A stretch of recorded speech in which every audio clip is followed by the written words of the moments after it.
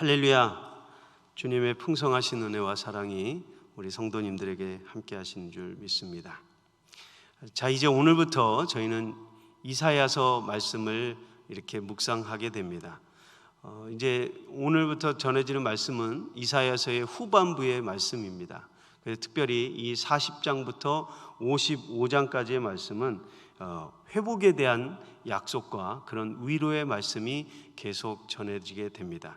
이 이사야서의 말씀을 이제 묵상하시면서 하나님의 평강의 은혜, 하나님께서 여러분을 위로하시는 말씀을 통하여 크신 그런 은혜의 시간이 되시기를 주님의 이름으로 축복합니다. 이 이사야 선지자는 북이스라엘이 멸망하기 전부터 북이스라엘이 멸망한 후에 남유다의 멸망 전에 사역을 했던 선지자입니다. 그래서 이사야서는 이스라엘 자손들의 죄를 지적하면서 회개하고 돌아올 것을 계속해서 경고하는 내용이 성경에 많이 기록이 되어 있습니다. 뿐만 아니라 북이스라엘의 멸망을 보고 또한 자신들의 멸망을 예고하는 말씀들을 듣고 시리에 빠진 택한 백성들을 위로하며 메시아를 통한 궁극적인 구원에 대한 약속을 하고 있는 말씀이 이사야의 말씀입니다. 이는 하나님을 신뢰하고 하나님께로 돌아오게 하는 하나님의 권면의 말씀입니다.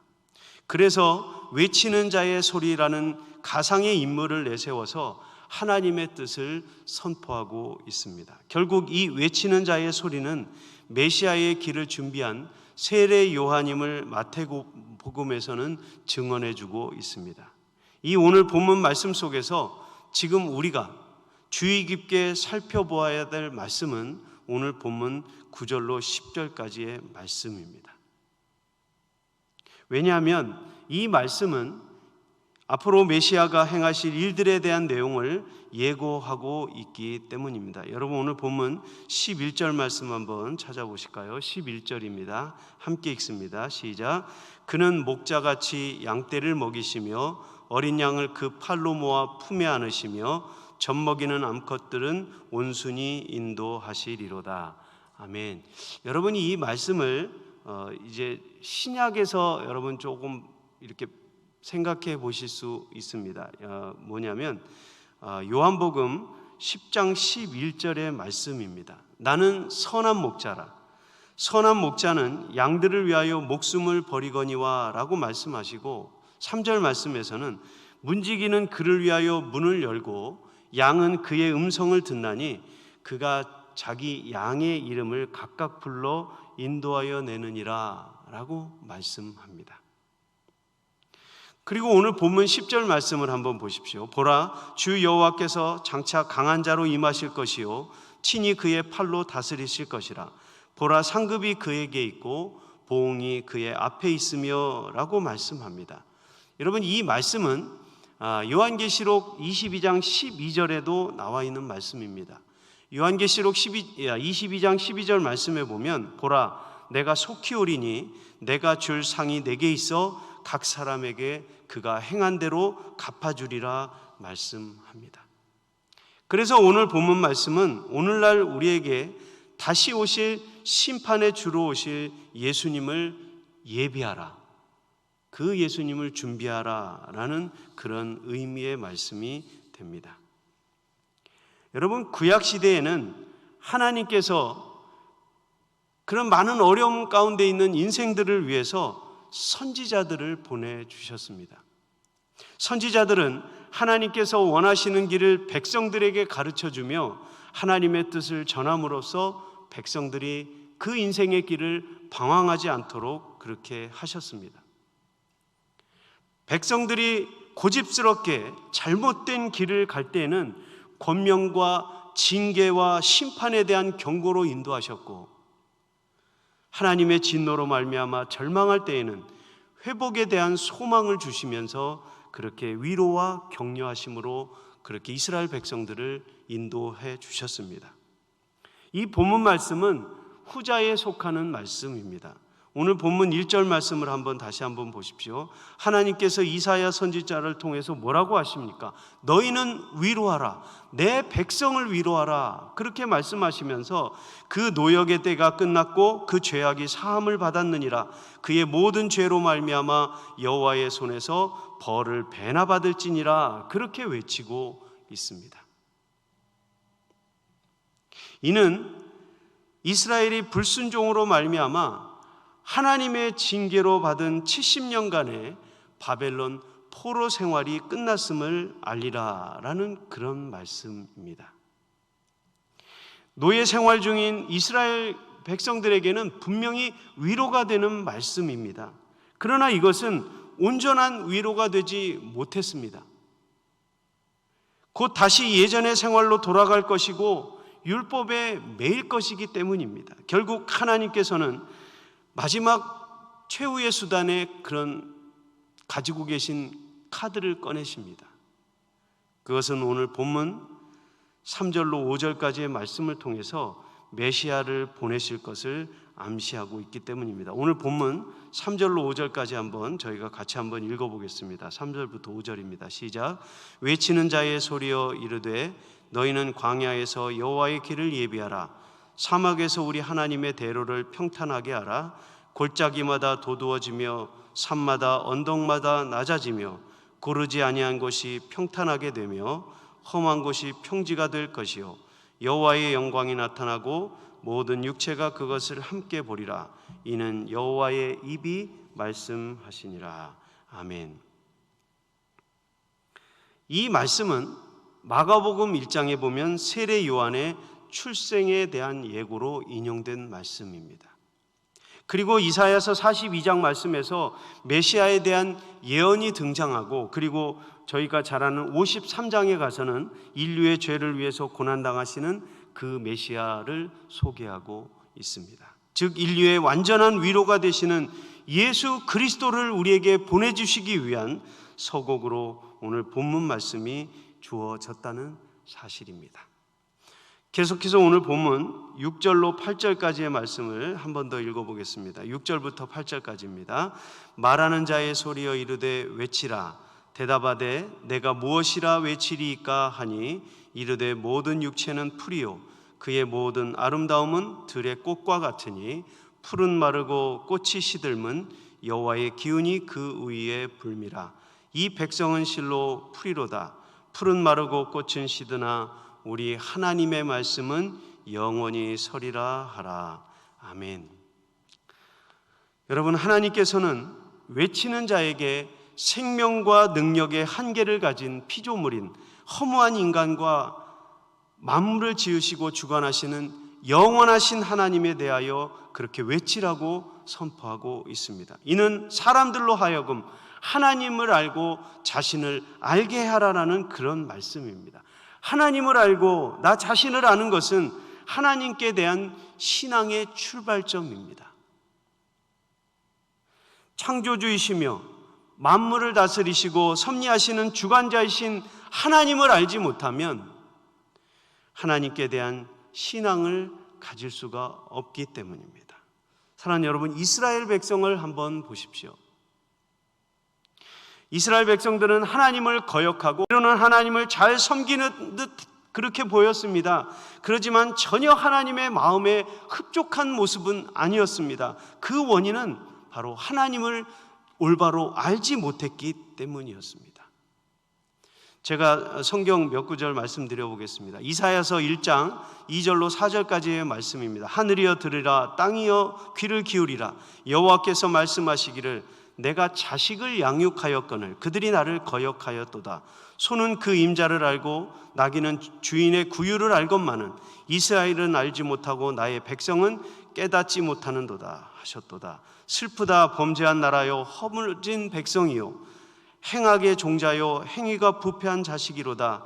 그들이 여호와를 버리며 이스라엘의 거룩하신 이를 만홀히 여겨 멀리하고 물러갔도다 라고 말씀하십니다. 그리고 또한 호세아 4장 1절 말씀에도 보면 이스라엘 자손들아 여호와의 말씀을 들으라. 여호와께서 이 땅 주민과 논쟁하시나니 이 땅에는 진실도 없고 인애도 없고 하나님을 아는 지식도 없다라고 탄식하시면서 6절 말씀에는 내 백성이 지식이 없으므로 망하는도다. 내가 지식을 버렸으니 나도 너를 버려 내 제사장이 되지 못하게 할 것이요 내가 내 하나님의 율법을 잊었으니 나도 내 자녀들을 잊어버리리라. 그렇게 말씀하십니다. 여러분, 내 백성이 지식이 없으므로 망하는도다. 그 주님의 한탄을 우리가 듣게 됩니다. 하나님은 분명히 인생들을 위로하시는 하나님이십니다. 지금도 저와 여러분의 고단하고 힘든 인생을 위로해 주시고 품어주시는 그 위로의 하나님이십니다. 그러나 하나님을 알지 못한 채 죄에 매여 있는 상태로는 하나님의 위로조차도 알 수가 없고 결단코 하나님의 길을 준비할 수 없습니다. 그러므로 여호와의 길을 준비하고자 한다면 나 자신을 알고 하나님을 알아야 합니다. 여호와의 길을 준비하기 위하여 반드시 필요한 요소가 또 한 가지가 있습니다. 오늘 본문 9절 말씀 여러분 한번 찾아보겠습니다. 9절 말씀 함께 읽어볼까요? 시작. 아름다운 소식을 시온에 전하는 자여 너는 높은 산에 오르라. 아름다운 소식을 예루살렘에 전하는 자여 너는 힘써 소리를 높이라. 두려워하지 말고 소리를 높여 유다의 성읍들에 이르기를 너희는 하나님을 보라 하라. 아멘. 복음을 전하는 자들의 외치는 소리는 너희의 하나님을 보라는 것입니다. 세상에 다른 그런 신들이 아니라 살아계셔서 너희와 함께 하시는 너희의 하나님을 보라라고 우리에게 말씀하고 있는 것입니다. 하나님을 보라는 것은 하나님께서 행하시는 일들에 대해서 주의를 기울이라는 그런 뜻입니다. 주의해서 봐야 할 내용이 오늘 본문 10절로 11절입니다. 보라, 주 여호와께서 장차 강한 자로 임하실 것이요 친히 그의 팔로 다스리실 것이라. 보라, 상급이 그에게 있고 보응이 그의 앞에 있으며 그는 목자같이 양떼를 먹이시며 어린 양을 그 팔로 모아 품에 안으시며 젖먹이는 암컷들을 온순히 인도하시리로다 라고 우리에게 말씀하십니다. 이 말씀은 앞서 말씀드렸듯이 메시아로 이 땅에 오실 예수 그리스도께서 행하실 일들에 대한 예언입니다.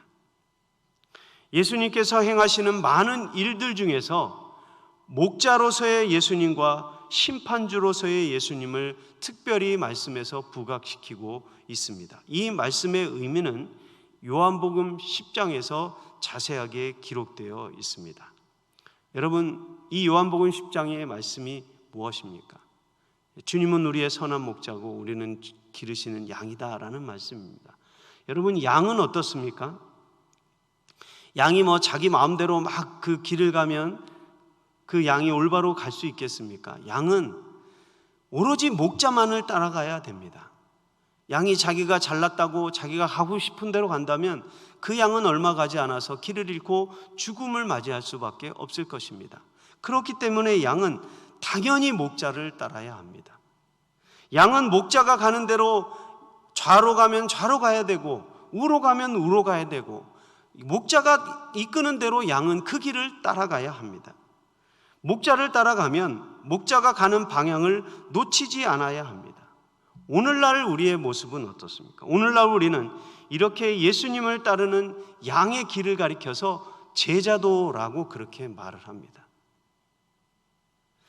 해바라기가 해를 보고 그 머리가 이렇게 자라납니다. 해바라기가 해를 보고 따라가듯이 그리스도인은 예수님을 바라보고 따라가는 주바라기가 되어야 될 줄로 믿습니다. 세상의 다른 어떤 것이 아니라 바로 그 예수님을 향하여 주님이 가시는 대로, 주님이 우리에게 비춰주시는 대로 그렇게 주님을 따라가는 주바라기의 삶을 살아가는 저와 여러분 되시기를 주님의 이름으로 축원드립니다. 그리고 중요한 또 한 가지, 다시 오실 주님을 바라보며 준비하는 것입니다. 그러면 우리에게 다시 오실 주님을 어떻게 바라보면 될까요? 마가복음 13장 28절로 29절 말씀에 보면 이런 말씀으로 우리에게 말씀하십니다. 무화과 나무의 비유를 배우라. 그 가지가 연하여지고 잎사귀를 내면 여름이 가까운 줄 아나니 이와 같이 너희가 이런 일이 일어나는 것을 보거든 인자가 가까이 곧 문 앞에 이른 줄 알라 라고 말씀하십니다. 여러분, 다시 오실 주님의 길을 준비하는 것, 예비하는 것은 주님께서 미리 말씀하셨던 시대적인 현상을 면밀하게 살펴보는 것입니다. 지금 저와 여러분이 살고 있는 이 시대를 여러분 자세하게 살펴보십시오. 그리고 이 시대 가운데 주님이 우리에게 주시는 말씀을 잘 모르시거든 하나님 이 시대를 내가 온전히 분별할 수 있는 지혜를 허락해 달라고 기도하십시오. 주님 오실 길을 우리가 준비해야 합니다. 이렇게 주님을 바라보지 않으면 세상의 염려와 물질적인 걱정으로 마음이 둔해져서 영이 잠들어 버립니다.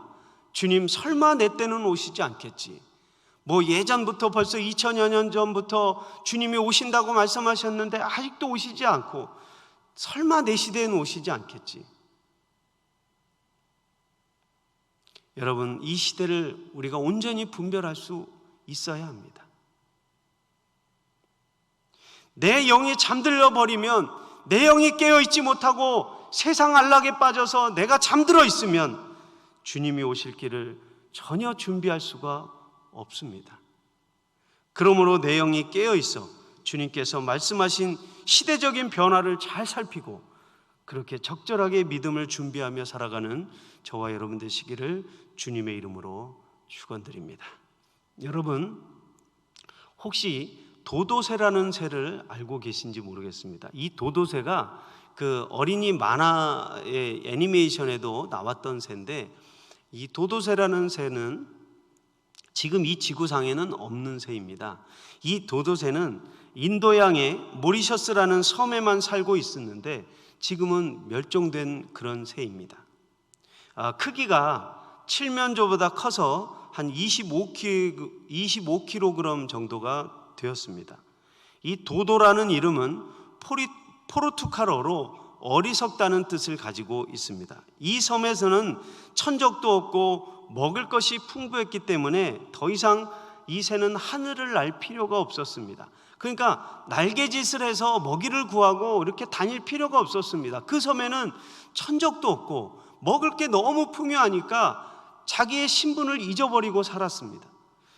시간이 흐르자 날개는 점점 작아지게 되었고 제 기능을 잃어버린 채 퇴화돼 버렸습니다.